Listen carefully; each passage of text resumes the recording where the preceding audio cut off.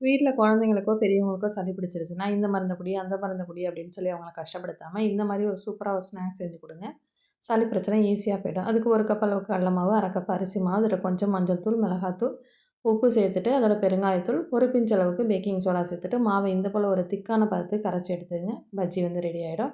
அதுக்கு நம்ம பண்ண வேண்டியது, நம்ம தோட்டத்தில உள்ள இது போல ஓமவல்லி இலைகளோட அம் இலைகள வந்து நம்ம பறிச்சு எடுத்துக்கணும். அதுவும் வந்து பறிக்கும்போது இது போல காம்போடயே பறிச்சு எடுத்துக்கங்க. அப்பதான் நம்ம பஜ்ஜி வந்து அம் மாவுல டிப் பண்ணி போடுறதுக்கு ஈஸியா இருக்கும்.